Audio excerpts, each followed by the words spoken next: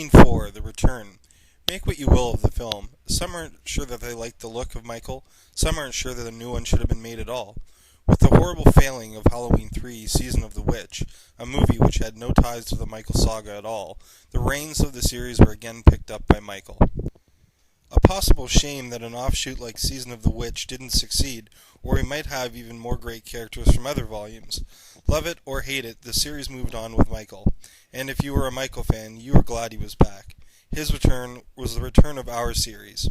Here's a look at Halloween 4, The Return of Michael Myers. The movie opens out very creepy. Old shacks and old stuff, I guess. Looks creepy, what do you want?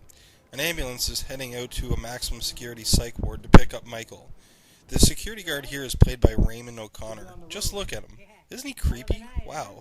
Pulling out all the stops for this film. Also, he's a little overdramatic, but so far so good. I also love the setting so far. They bring the doctors, or whatever they are, down to meet Mike, and they start checking his blood pressure. Time for a physical. Why not? Dr. Hoffman signs off on Michael to go to Smith's Grove, and they're all set. They move Mike, and into the truck he goes, and Hoffman sees him off. They mention a niece in his hometown, and wham, he slams his head into the wall and drives his finger into his forehead. Meet Jamie Lloyd, played by fan favorite Danielle Harris, and Rachel Carruthers, played by Ellie Cornell. Jamie misses her mother Lori, who died 11 months prior. But wait a second, the overall plot gets a little fucked here. If I may, in H2O it's 1998 and John is 17. He was born in 1981. Jamie, being 8, was born in 1980. So how'd she not know her brother? Yeah, I think they just messed all that up. Back to the movie. Danielle does a great job as Jamie, and I'm surprised I hadn't seen more of her after this in movies. Jamie's been suffering from terrible nightmares, seeing visions of her uncle coming to kill her. Her foster parents rescue her from this one. I'm puzzled as to know how she knows what he looks like anyways, but anyway. There's Mr. and Mrs. Carruthers. They make a brief appearance and off they go. I wonder if they were nominated for anything for this. Rachel has to babysit for Jamie for the night, making a fuss about it and upsetting Jamie.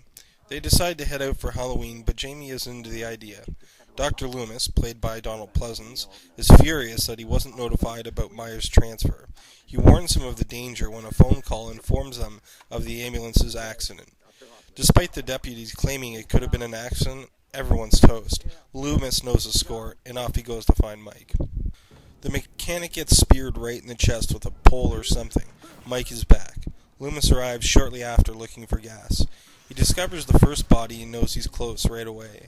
Loomis checks for a phone, but only finds a dead body and another smashed phone. He turns and sees Mike. But wait, he speared that guy right in the chest. Where's the mark? Anyway, Loomis shoots and Mike ghosts him, and jacks a truck, and blows up his station.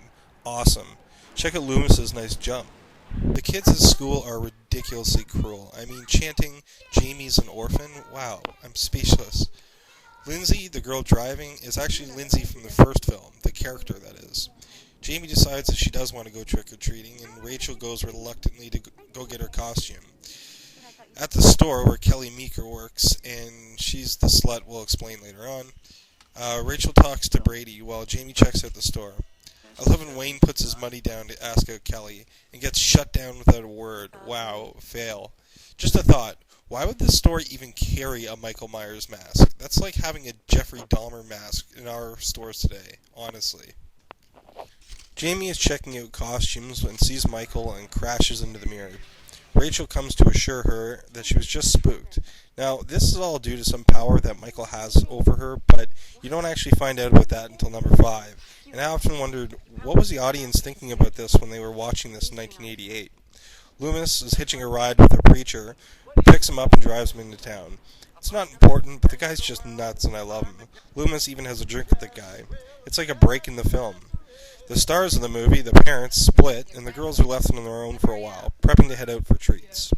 The girls set out, and Michael is actually in the house and finds a picture of Jamie. Loomis stopped by the police station to warn them. The sheriff errs on the side of caution and adheres to Loomis's warning and sets out to stop Michael. Jamie meets the kids that were making fun of her. They invite her to join because of her neat costume, and she does. Fuck you kids, and Jamie gets himself a steam. Rachel catches Brady at Kelly's place. He hauls out to explain, but Rachel loses Jamie while arguing with Brady. She looks all over with no sign. The men at the bar take off and they can't get in contact with the police station. Loomis and the sheriff find out Mike's been at the girl's house. I love when Mike shows up at the electrical station. It's the best kill. He turns around and boom, Mike is rough. The parents are picking up the kids as the news station advised, and Rachel is in a panic looking all over for Jamie. Jamie, now spooked herself, they are now looking for each other, with Michael on the loose. Rachel sees Michael and bolts right over a fence, finds Jamie. Loomis and the sheriff then find them. Some kids pull a crazy prank. Now, how they knew to do this then and there, you got me. They return to the police station and everyone is killed. It's a massacre. So, even if I was trying, I don't know what the body count would be. Message me if you do know. Local hillbillies show up for mob justice, while Mikey hitches a ride in the back of a police squad car. He's going stealth. The hillbillies fire away at some poor guy they thought was Michael. Should I keep a body count for them? Brady starts to get down with Kelly. What a dog. Just as she busts out the cannons, the old man shows up. The back door is open on the other squad car, meaning Mike is out. Although, I thought cop car rear doors open from the outside. They all hunker down here waiting. They all secure the house, unknowingly trapping themselves in. They use a radio to signal for help. It's the best plan going. The deputy reassures Rachel about Mike, while the sheriff finally contacts the state police. Loomis takes off to stop Mike. And check this cattiness out. Coffee on the shirt. Jerry, Jerry, Jerry. The sheriff takes off to stop the hillbillies from doing any more damage. Kelly brings the deputy out some coffee when it's Mike actually rocking in the chair.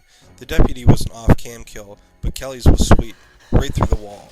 Rachel finds the bodies and takes off. Jamie, not in her room, she panics. Brady can't get out and heads upstairs. They find Jamie. Brady battles with Mike, and Mike is kicking ass. Love when he tosses the gun. Brady spits, and then he gets his head crushed. Mike's got power. They make their way onto the roof. Michael also makes his way up onto the roof and towards them. Rachel kind of drops the ball at lowering Jamie, and then takes a spill herself. Jamie takes off from Mike. Rachel wakes up, and Loomis finds Jamie. They decide to go into the schoolhouse for some reason, and it sets the friggin' bells off. Loomis gets tossed through a door, and Jamie takes off to hide from Mike. And look at the spill Jamie takes down the stairs. What a trooper. Michael grabs Jamie, but Rachel returns to save the day, spraying Mike. The troopers show up and decide to retreat to safety with the girls. The state police show up, and the Billies continue on their way. Michael, hiding under the truck somehow, sneaks up and takes on all three guys in the back of the truck. Then he rips the throat out on the driver. Awesome gore. Rachel knocks the truck driver out and takes over. Wait, Mike rips her sweater, but then it's repaired. Ta-da! She hits the brakes and off the car he goes. She puts it in a drive and floors it. Mike is down for the count. The police come back, and I don't know why they knew to come back, but they did. And Michael gets up, and the police unload on Mikey. And this is fun to watch. Mike taking it. Mike falls down the shaft, and nobody ever bothers to check, and they just assume it's fine. Hey, the parents are back. Jamie reenacts the 1978 scene with the mask and the young Michael. She proceeds to stab her mother. Loomis freaks out and wants her dead. And honestly, they never went far with this in the series, and I guess it ties into the link with Michael, but that's about it. It's interesting to note that John Carpenter was going to be part of this movie, but he proposed focusing on the aftermath of the first night, or the first two movies made in the saga. Now, the studio opted to go for a more traditional type slasher film, and John Carpenter decided to abandon the project. Also, George Wilbur, who played Michael Myers, and he also played him in the sixth one, wore hockey pads under the suit to make Michael look bigger. I think it's obvious, and I have a complaint about that. And if you think about it, the weak thing of the film is most of the kills are off cam. I mean, the staff in the ambulance, the cop shop, the deputy. It did work for the film, but who wouldn't rather see Michael versus the police station?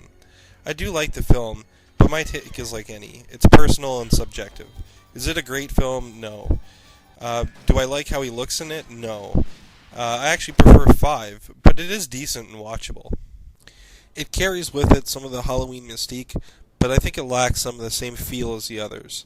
It seems to build in a big rush at the end with little more than Mike falling into a hole.